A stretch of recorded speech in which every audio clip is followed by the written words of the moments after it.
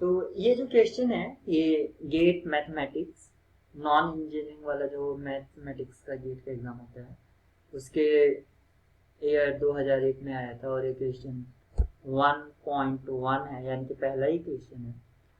और आपको यहाँ जो गिवन इंफॉर्मेशन है वो ये है, the eigen values of 3 by 3 real matrix P are 1 - 2, 3 ये है।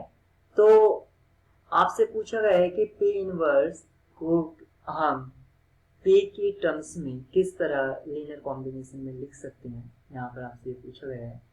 यहाँ पर देख सकते हैं ये P की टर्म्स हैं, तो P इनवर्स को P की टर्म्स में P इनवर्स को हमें लिखना है इन टर्म्स ऑफ P, तो ये आपसे पूछा है।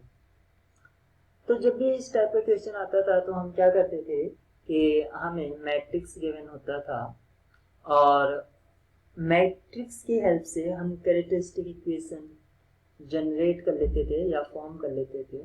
और उसमें कैले हैमिल्टन थ्योरम जो ये कहती है कि कोई भी मैट्रिक्स यानी कि जिसके लिए वो इक्वेशन है वो मैट्रिक्स उसकी कैरेक्टरिस्टिक इक्वेशन को सेटिस्फाई करता है, और फिर हम एक सुटेबल उसी मैट्रिक्स से जैसे उसके इनवर्स से मल्टीप्लाई करा देते थे, क्योंकि जहाँ पर आइडेंटिटी मैट्रिक्स होता था उसको जब उससे मल्टीप्लाई कराएंगे इनवर्स से तो हमें इनवर्स फॉर्म हो जाता था, बाकी सारी टर्म्स दूसरी साइड ले जाते थे।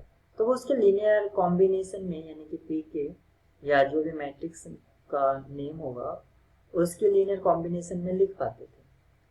लेकिन यहाँ पर तो मैट्रिक्स गिवन नहीं है, तो जब मैट्रिक्स गिवन नहीं है तो हम कैरेक्टरिस्टिक इक्वेशन जनरेट कैसे करेंगे या फॉर्म कैसे करेंगे। तो पहली बात तो ये है कि जो हमसे P इनवर्स पूछा गया है कि वो किस फॉर्म में होगा, वो एग्जिस्ट करेगा या नहीं करेगा, इस पर भी बात कर लेते हैं।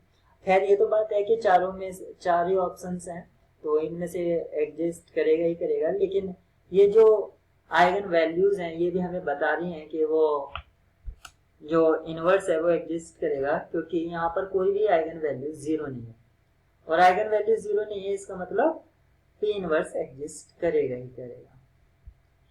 अब जब हमें रूट्स जो आइगन वैल्यूज होते हैं उसको आइगन रूट्स भी बोलते हैं, तो जब हम अपने स्कूल लेवल में करते थे, जो अगर हमें पॉलिनोमियल्स के रूट पता होते थे उससे हम क्वाड्रेटिक पॉलिनोमियल जनरेट कर लेते थे।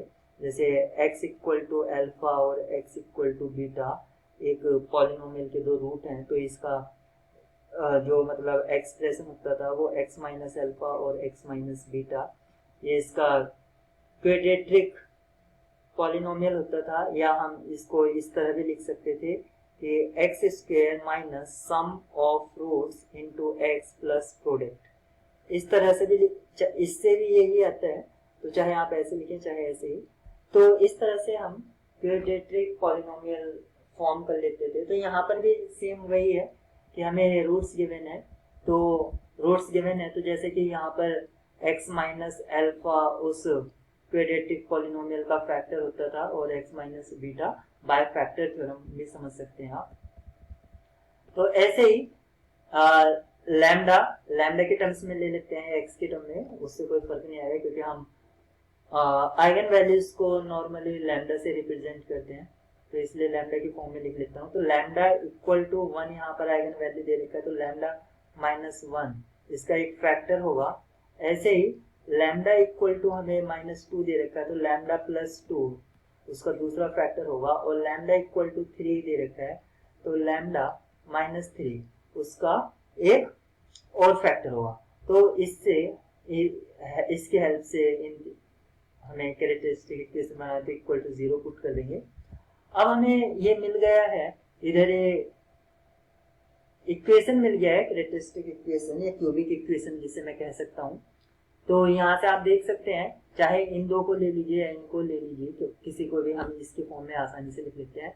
तो लैम्डा माइनस 1 और ये क्या हो जाएगा सम ऑफ रूट्स, यानी कि लैम्डा स्क्वायर और सम क्या हो जाएगा माइनस लैम्डा, क्योंकि सम क्या हो जाएगा इनका इनका जो सम है वो होगा +1, लेकिन यहाँ पर जो आता है नेगेटिव साइन होता है इसलिए नेगेटिव आ गया। और फिर प्रोडक्ट, इनका जो प्रोडक्ट होगा वो -6 हो जाएगा, तो ये इक्वल टू 0। अब हमें इससे मल्टीप्लाई कराना होगा, तो लैम्डा से मल्टीप्लाई कराएंगे तो lambda cube minus lambda square minus 6 lambda, -1 से मल्टीप्लाई कराएंगे तो लैम्डा स्क्वेयर प्लस लैम्डा और +6 equal to 0। Like terms collect कर लेते हैं, तो लैम्डा क्यूब, ये यहाँ पर लाइक टर्म है ये और ये, तो -2 लैम्डा स्क्वेयर, ये और ये लाइक टर्म है, तो -5 लैम्डा प्लस 6 इक्वल टू 0।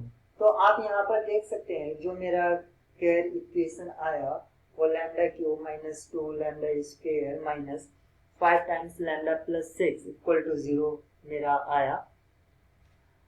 यानी कि मैंने cubic polynomial cubic equation generate कर लिया, और ये हायर एक्सपोनेंट से लोअर एक्सपोनेंट में है, जो कि ठीक है।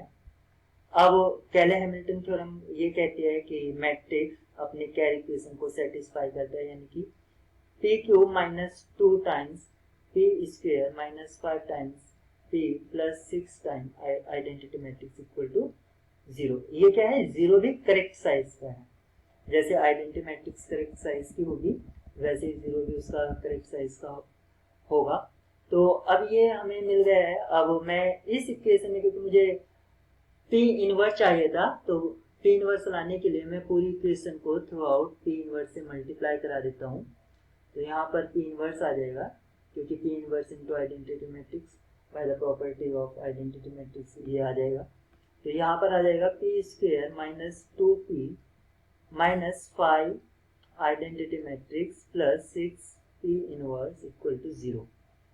तो मुझे p इनवर्स चाहिए था, तो ये रहेगा, तो ये 1/6, बाकी सारी टर्म्स इधर की तरफ ट्रांसपोज हो जाएंगी, तो यानी कि p स्क्वेयर, p इधर आके माइनस p स्क्वेयर हो जाएगा, फिर आपका आएगा 2p इधर आ जाएगा, ये प्लस में हो जाएगा 2p, और यहाँ पर आएगा 5 टाइम्स आइडेंटिटी मैट्रिक्स। तो ये मेरा p इनवर्स मिल गया है। तो हो सकता है कि जो टर्म्स हैं वो आगे पीछे भी दे रखी हैं, तो वो तो हम मैच कर लेंगे किस में है। तो यहाँ पर आइडेंटिटी मैट्रिक्स पहले है, फिर p है और फिर p स्क्वेयर है, तो किससे मैच कर रहे हैं वो देख लेते हैं। तो इसके जो कोफिशिएंट आप देख सकते हैं, ये है 5, सिर्फ मैं ब्रैकेट की बात कर रहा हूँ, इसके नहीं, तो ये 5 + 2 -1, ताकि ऊपर मैं आसानी से चेक कर लूँ मेरा ऑप्शंस। तो 5 + 2 -1 हमें ऑप्शन से में ही मिल रहा है। अब यहाँ पर -2 होने की वजह से ये भी डिस्कार्ड हो जाता है, ये भी -2 होने की वजह से डिस्कार्ड हो जाता है, और जो लास्ट कोफिशिएंट था वो -1 था, यहाँ पर प्लस दे रखा, तो इस वजह से ये भी डिस्कार्ड हो जाता है। तो आप देख सकते हैं कि जो है यहाँ पर एक ही करेक्ट ऑप्शन है,